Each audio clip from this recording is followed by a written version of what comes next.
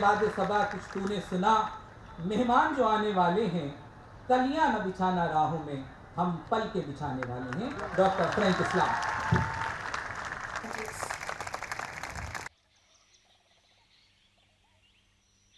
Good afternoon. Assalamu alaikum. Mr. Vice Chancellor, Mr. Pro Chancellor, Nawab Jastari, who I admire and appreciate a lot, distinguished guests, faculty and staff, students, friends, ladies and gentlemen. And thank you for that kind introduction. And thank you for your warm welcome. I'm grateful for your hospitality.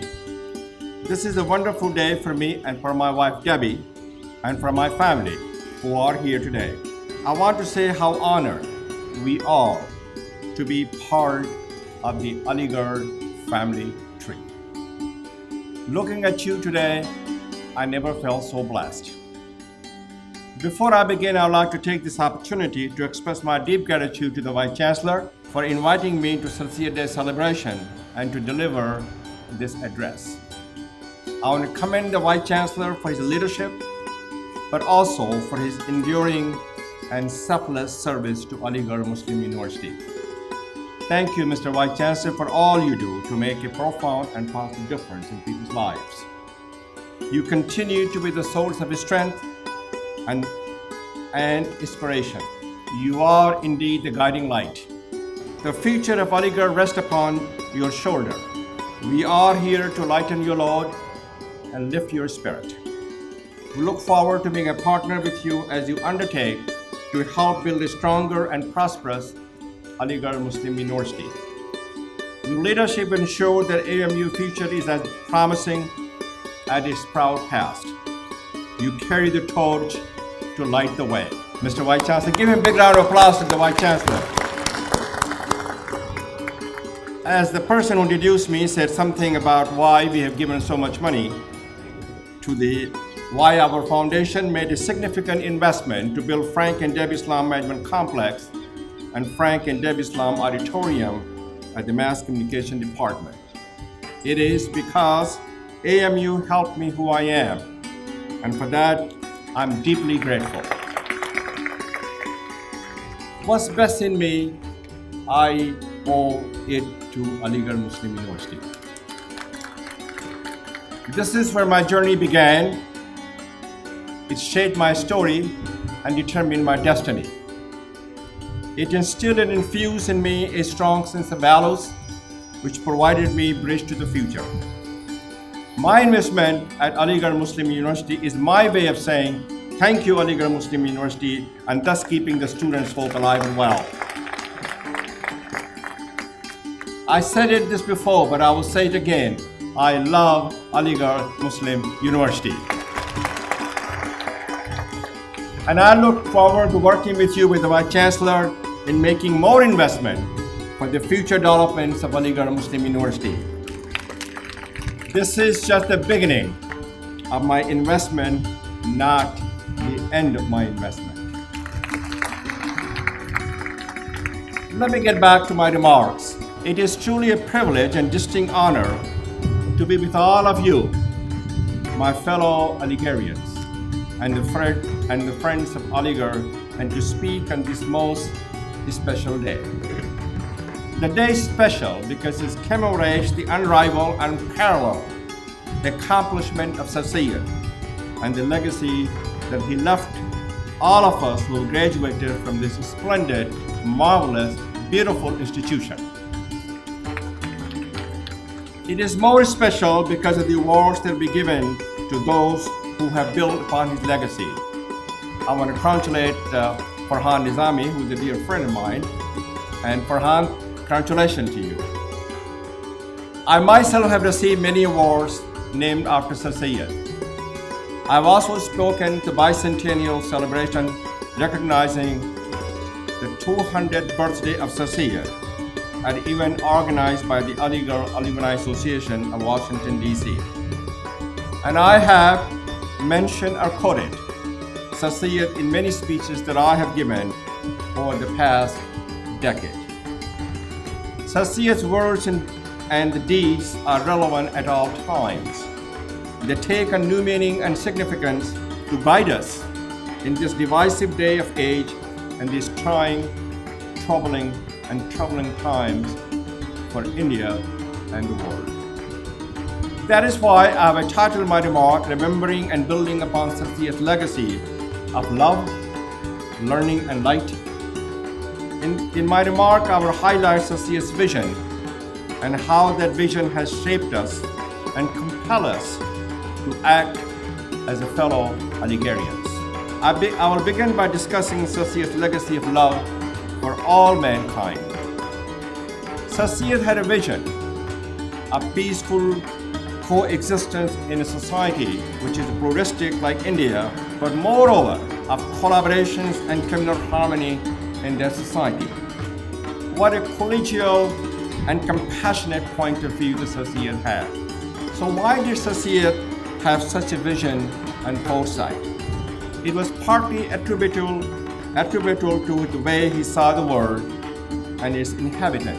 He explained his perspective himself. In a famous speech, he said, "I regard both Hindus and Muslims as my two eyes." Later, he went even further to say, "Oh, Dad, I had only one eye." He used that phrase to indicate that even though he was a devout Muslim, he loved both Hindus and Muslims equally. I must note that Sir Syed was not alone in this perspective and his vision for communal peace in India's society. Pandit Malavia, the founder of Banaras Hindu University, instructed us, India is not a country of Hindus and Muslims, Hindus only. It is a country of the Muslims, the Christians, and the Parsis too. The country can gain strength and develop itself only when the people of India live in mutual goodwill and harmony. Both Sir Syed and Pandit Malavia believe religion is about caring fellow humans. They both found a common ground and a mission to embrace and celebrate the richness of the religious diversity in India. The diversity brings us together. Diversity makes us stronger. When we are stronger and together, we can help shape a better future for India and the world. While there was not a religious bond between Pandit Malavia and Sir Syed, there was undoubtedly a spiritual one. In fact, it might have said that they were the soulmate who shared a spiritual common ground. Considering that we are living in a divisive and self-centered time and are facing the challenging and difficult time around the globe on religious nationalism, they would counsel us to come together, to work together through education and communication rather than conflict. Their advice and vision will provide the basis for bringing us together to foster unity across cultures, community, and religion in order to find a shared sense of humanity. We can do this not by looking to the heavens and the gods whom we worship, but by looking at the earth and the people and the family that we are. I say that because Sir Syed felt that there were two pillars of achieving peaceful coexistence: collaborations and communal harmony. He also said there are educations and shared educational experiences. On the importance of education, while many were advocating for and against Muslims in the National Congress, Sir Syed declared, and I quote, "I do not agree with those who think that discussions about political matters will help in our national progress. I regard education alone as the means of national progress." We are descendants of Sir Syed. Sir Syed put his words into action by founding Mohammedan Anglo-Oriental College, which became Aligarh Muslim University. While it was focused on advancing the educational interest and the competency of the Muslim, Sir Syed ensured that from its establishment the college was not the province of any religion. During the college infancy, Sir Syed emphasized that, I quote him, "Yes, the main purpose of this college is to impart modern education to Muslims who are suffering because of the lack of it. But this institution is for all, Hindus and Muslims alike. Both of them need education." At this point, I must stress that Sir Syed's vision was embraced by others. Indeed, In its early year, many wealthy Hindu were major benefactors of the MAO College. That was a great investment on their part because of what AMU has become today. Sir Syed established the Aligarh Muslim University to provide its graduates with what I call a purpose-driven education. At the founding of the Aligarh Muslim University, Sir Syed said that this college may expand into a university whose sons and daughters shall go forth throughout the length and breadth of the land to preach the gospel of free inquiry, of large-hearted toleration, and of a pure morality. That college, MAO College, did become a university, one of the greatest universities on the earth, Aligarh Muslim University. Today, Aligarh Muslim University offers more than 250 full-time courses in fields like agriculture, medicine, science, engineering, and technology, and draws students from all corners of India and from many countries around the world. Most importantly, as Sir Syed predicted, the tens of thousands of AMU graduates have delivered on his promise. They have gone throughout the length and the breadth of India and around the globe to improve the lot of others. Over the years, men and women from Aligarh have made significant contributions in all walks of life: educators, politicians, poets, scientists, engineers, and entrepreneurs, and businessmen. Their paths have been different, but the common and transcendent bond that has united them has been a belief in and a commitment to equal justice and a shared sense of humanity.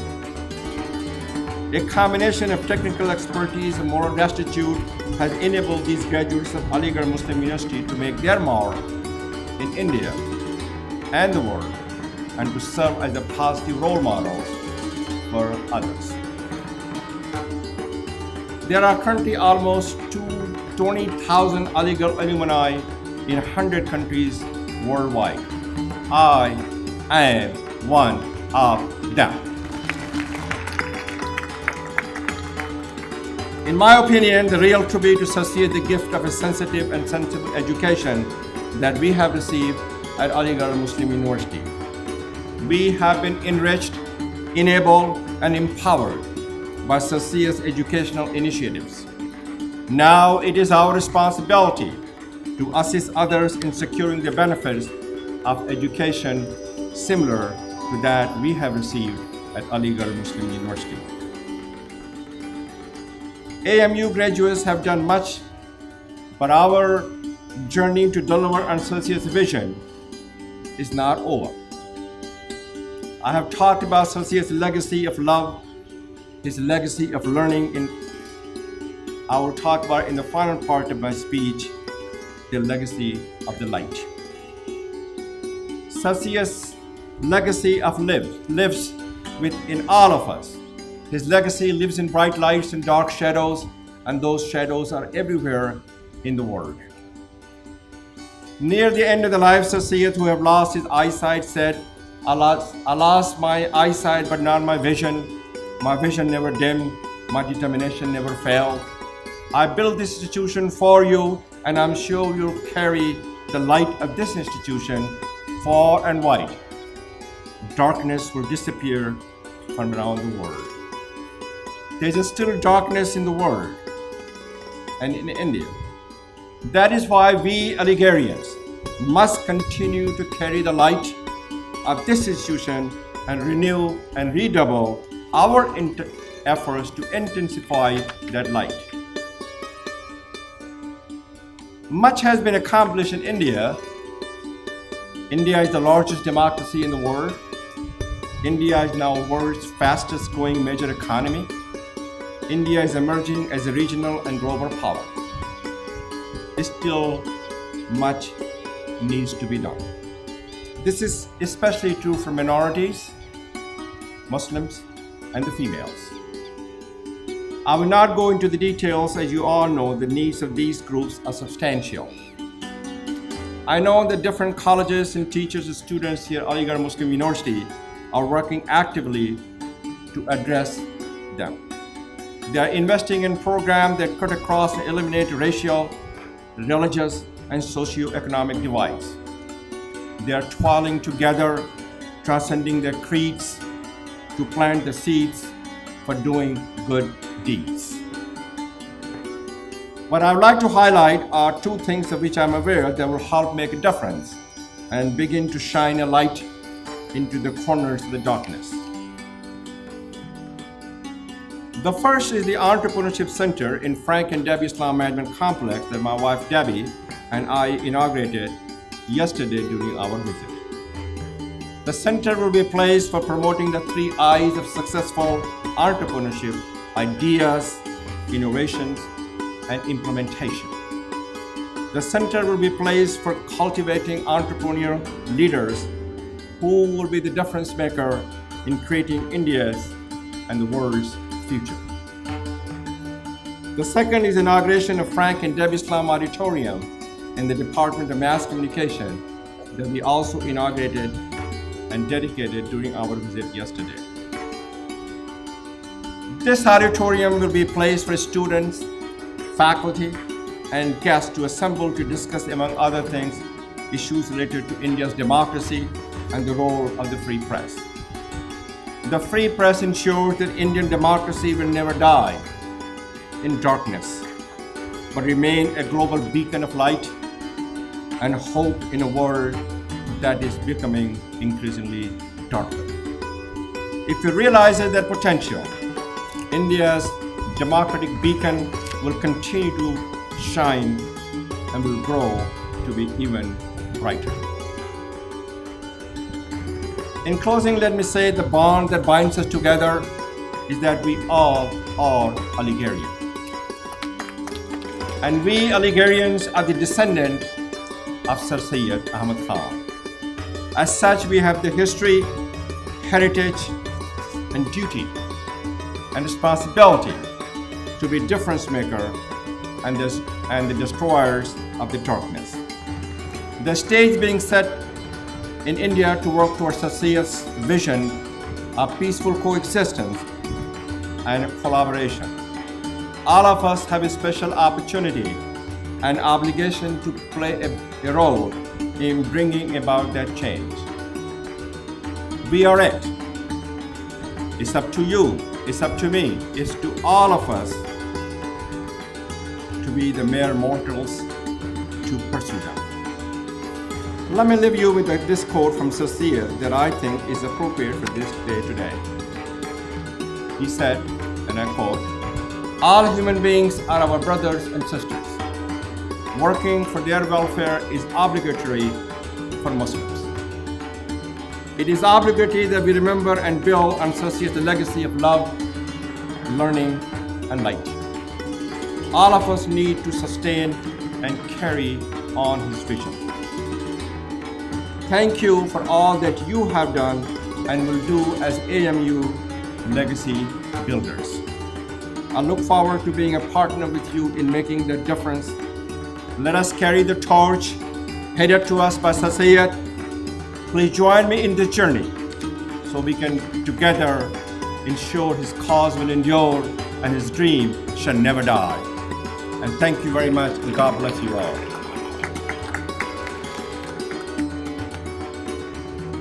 And the entire house is requested to please applaud tremendously as the Vice Chancellor presents the memento to our Honorable Chief Guest, Dr. Frank Islam.